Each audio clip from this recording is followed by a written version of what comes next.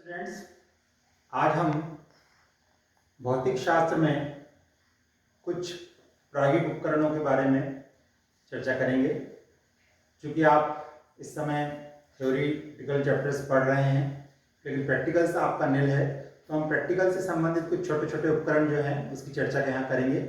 और आज हम, जैसा कि आप बोर्ड पर देख रहे हैं, वर्नियर कैलिपर्स के बारे में चर्चा करेंगे।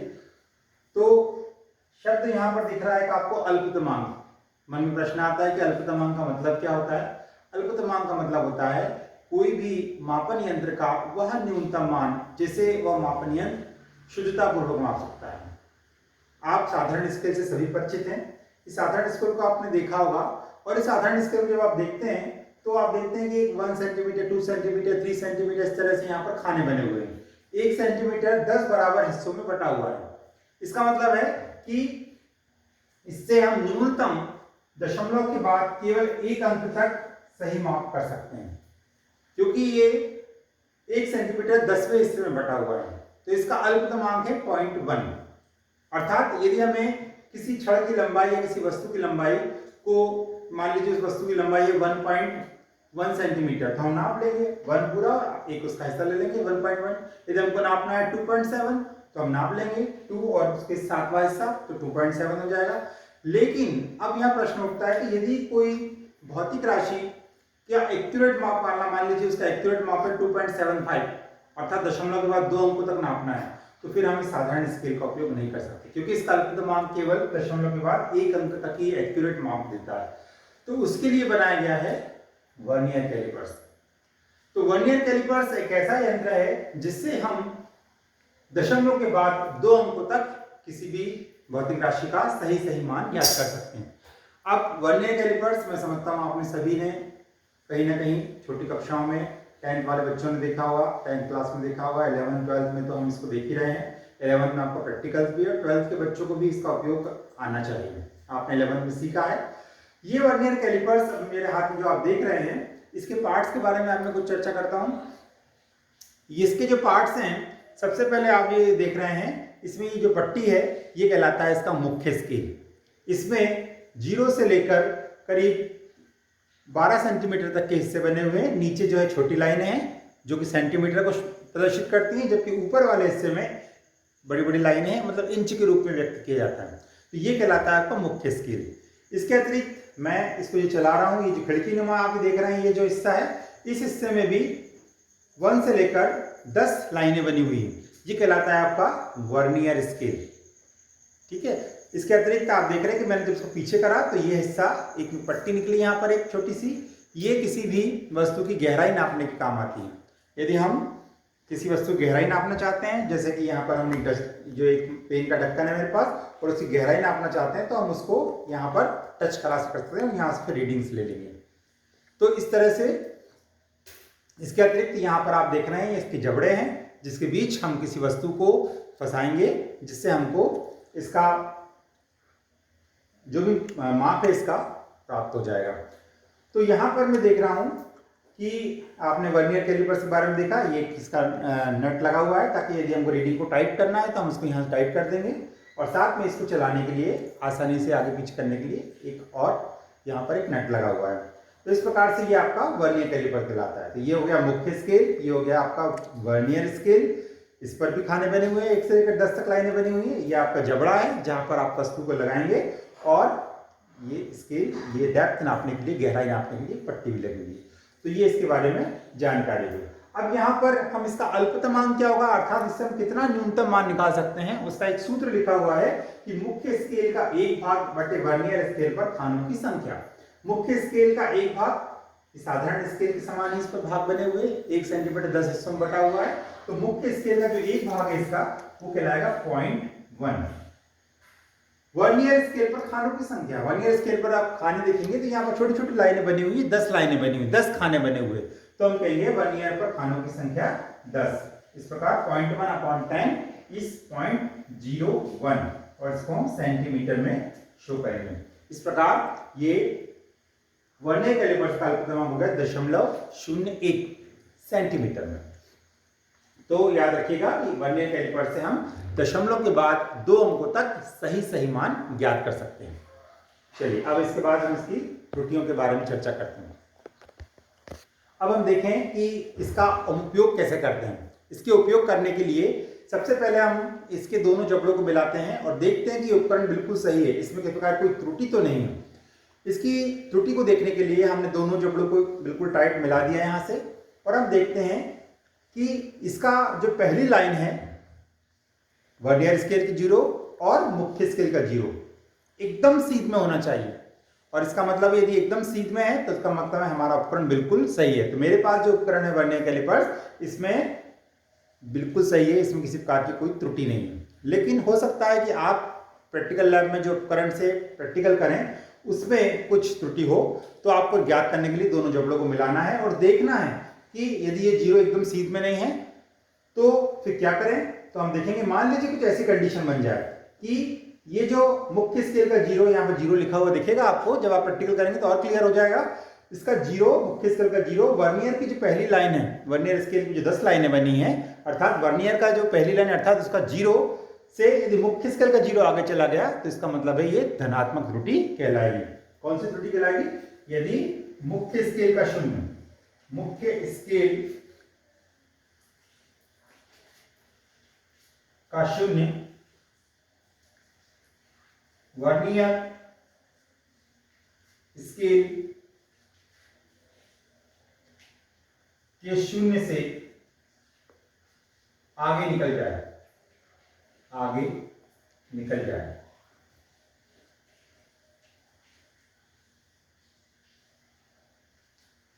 यदि मुख्य स्केल का 0 वर्नियर स्केल के 0 से आगे निकल जाए तो ये धनात्मक त्रुटि कहलाती है। तो आप स्पष्ट रूप से देख सकते हैं कि यहां पर मैंने इसको थोड़ा खोल दिया इसको, तो क्या हुआ कि ये 0 आगे है और ये वाला 0 पीछे है।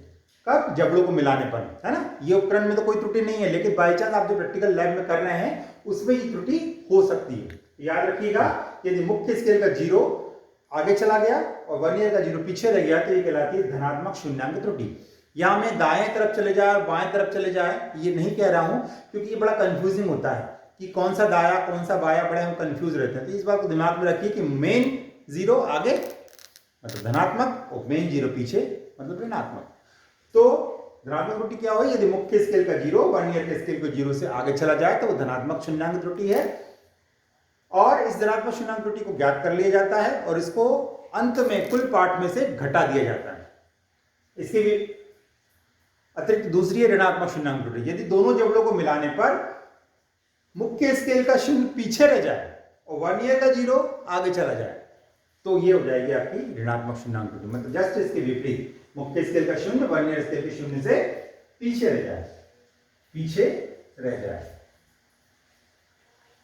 तो हम कहेंगे कि ये ऋणात्मक शून्यांक त्रुटि है। और इस ऋणात्मक शून्यांक त्रुटि को ज्ञात करके हम इसका मान ज्ञात करके हम लास्ट में जो टोटल पार्ट आएगा हमारा, उस पार्ट को हम जोड़ देंगे, ऋणात्मक शून्यांक त्रुटि को उसको जोड़ देंगे उस कुल पार्ट में से। तो ये 2 प्रकार की त्रुटियां हुई। अब इससे हम कैसे मान निकालते हैं ये भी हम चर्चा करते हैं।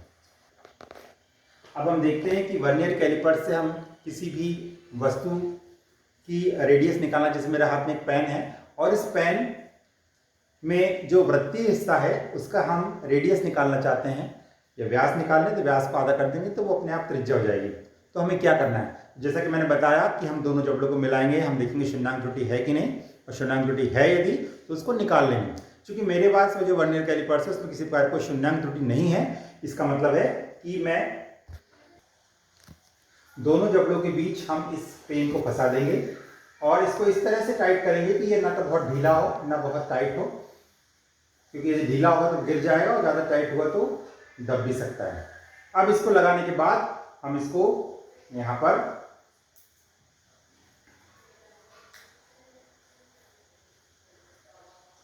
टाइट कर देंगे ताकि ये गिरे नहीं।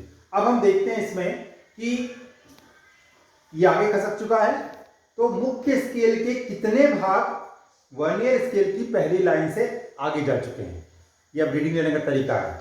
मुख्य स्केल के कितने पार्ट्स वर्नियर स्केल से पहली लाइन के आगे जा चुके हैं, उसे हम नोट कर लेंगे, वो कहलाती है मुख्य स्केल का पार्ट। जैसा कि मैंने बोर्ड पर सारणी बना के रखी है, तो मैं यहां नोट कर रहा हूं।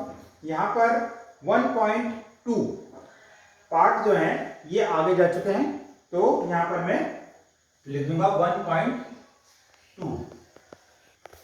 तो 1.2 जो है मतलब मुख्य स्केल के कितने पार्ट्स आगे निकल चुके हैं वर्नियर के इस पहली लाइन से, तो उसको हम नोट कर लेंगे, वो कहलाएगा मुख्य स्केल का पार्ट। अब इसके बाद हमें देखना होता है कि जो वर्नियर पर छोटी छोटी 10 लाइनें बनी हुई हैं, इन 10 लाइनों में से कौन सी ऐसी लाइन है जो मुख्य स्केल की किसी भी एक लाइन के एकदम सीध में है। वो हम इसको नोट करेंगे बहुत बारीक से, आपको सावधानी पूर्वक इसकी रीडिंग लेना है और हम देखेंगे कि मैं इसको देखकर आपको बता रहा हूं।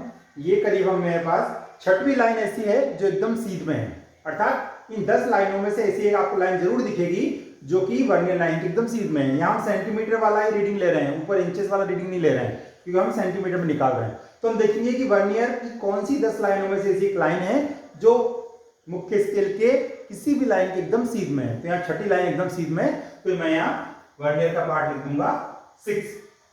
अब आगे मुझे चाहिए वर्नियर का पार्ट, तो मैं क्या करूंगा, वर्नियर के पार्ट को ज्ञात करने के लिए जो वर्नियर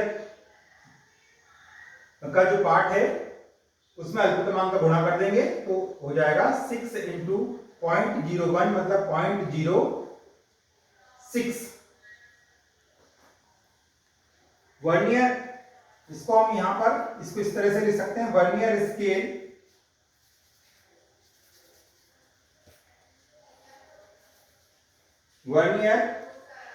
स्केल पर खानों की संख्या, तो ज्यादा क्लियर आपको समझ में आएगा, खानों की संख्या, और उसको नाम दिया है हमने n। अब इस खानों की संख्या जो 6वां खाना मिला था, जो लाइन मिली थी, उसमें हमने अल्पतमांक का गुणा किया 0.01, और इस प्रकार जब अल्पतमांक का गुणा करेंगे तो 0.06 मिलेगा। लास्ट में कुल पार्ट हम ज्ञात करना है, तो हम मुख्य पार्ट में वर्नियर के पार्ट को जोड़ देंगे, तो 1.2 में जब 0.06 जोड़ेंगे तो 1.26 हमको प्राप्त होगा। तो ये आपका ये पेन का जो वृत्तीय भाग है उसका व्यास मिल गया। अब चूंकि हमने इसको एक ही बार किया है, हम विभिन्न जगहों पर 3 जगह पर अलग अलग लगाकर इसको ज्ञात कर सकते हैं और अलग अलग आपको रीडिंग्स मिलेगी। जाहिर सी बात है कि मुख्य स्केल की रीडिंग तो लगभग एक जैसी ही होगी, लेकिन हो सकता है कि कुछ खानों की संख्या में पढ़ने में ये कुछ हो सकता है, ये 5वां हिस्सा मिले तो 5 गुणित 0.01 तो आपको 0.05 ये आपको प्रैक्टिकल करके स्वयं ही प्राप्त करना है। और तीसरी रीडिंग मेन तो हमेशा एक जैसी होगी लगभग, और ये हो सकता है कि पुनः फिजिक्स से आपको मिल जाए 6 इंटू 0.01 तो 0.06 1.26।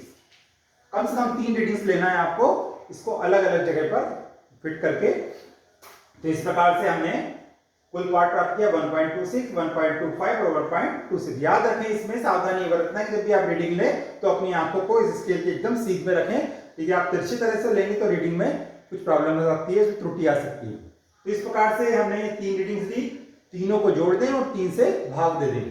तो आप जब तीनों से भाग दे देंगे, 1 2 3 को जोड़कर 3 से भाग दें ताकि औसत मान मिल जाएगा, तो वो आप कहलाएगा इस पेन की जो व्यास है वो हमको प्राप्त हो जाएगा, और व्यास को हम आधा कर देंगे तो वो इसकी त्रिज्या कहलाएगी। तो इस प्रकार से हम किसी भी वर्नियर कैलिपर से दशमलव के बाद 2 अंकों तक किसी भी भौतिक राशि का मान प्राप्त कर सकते हैं। तो ये आपका वर्नियर कैलिपर्स है। तो बच्चों, जब आप स्कूल पहुंचेंगे तब आप इसको प्रयोगशाला में देखेंगे और स्वयं करके देखेंगे तो आपको ज्यादा और क्लियर होगा। तो ये आपका आज वर्नियर कैलिपर्स मैंने आपको बताया, और इसको आप समझें और कोशिश करें समझने की। और यदि आप इसके बाद जो है स्क्रू गेज जो 2 अंकों तक था, इसके बाद एक उपकरण और होता है जो दशमलव के बाद 3 अंकों तक, क्योंकि मन में प्रश्न उठता है कि मान लीजिए बारीक मेजरमेंट है और हमने दशमलव के बाद 2 अंकों तक निकाल लिया, लेकिन मान लीजिए कोई ऐसा मेजरमेंट है जो दशमलव के बाद 3 अंकों तक निकालना है, तो फिर ये हमारा वर्नियर कैलिपर्स काम का नहीं है। वर्नियर कैलिपर्स काम का नहीं है, तो फिर क्या करें? तो उसके लिए एक भौतिकी में और उपकरण बनाया गया है, वो कहलाता है आपका स्क्रू गेज। स्क्रू गेज एक ऐसा उपकरण है जिसका अल्पतमांक होता है 0.001 सेंटीमीटर, दशमलव के बाद 3 अंक तक। कितना? स्क्रू गेज का 0.001 है ना। वर्नियर का अपना कितना था? 0.01, इसका है 0.001। ये दशमलव के बाद 3 अंकों तक बिल्कुल सही सही मान ज्ञात कर सकता है। इसको हम अगले वीडियो में इसके बारे में पूरा डिटेल इसके प्रैक्टिकल बारे में चर्चा करेंगे। तो थोड़ा सा बेसिक बता देता हूं मैं मैं इसको खोल रहा हूं यहाँ पर, तो आपको अंदर की तरफ एक पट्टी दिख रही है धातु की, ये कहलाता है स्क्रू गेज का मुख्य स्केल। इसके अतिरिक्त मैं जो खोल रहा हूं, यहाँ पर ये बारीक बारीक आप अभी तो देख नहीं पाएंगे शायद वीडियो में, लेकिन इसमें करीब ऐसे हिस्से बटे हुए हैं, 100 भागों में बटा हुआ है। तो इसको हम इसके बीच को पतला तार लगाएंगे और जिसके भी हमको मेजरमेंट लेना है 0.3 अंकों तक एक्यूरेट, तो हम उसको टाइट करके कर सकते हैं। इसमें भी त्रुटियां होती धनात्मक ऋणात्मक, तो वो हम अगले वीडियो में देखेंगे। तो ये स्क्रू गेज जिसकी सहायता से हम 0.3 अंकों तक सही मान ज्ञात कर सकते हैं। तो आज हमने प्रयोगशाला, भौतिक प्रयोगशाला के 2 छोटे उपकरणों के बारे में जानकारी प्राप्त करी, और इसको आप दिमाग में रखें, और प्रैक्टिकल के दौरान जब हम इसका उपयोग करेंगे तो आपको और अधिक क्लियर हो जाएगा। Okay, thank you.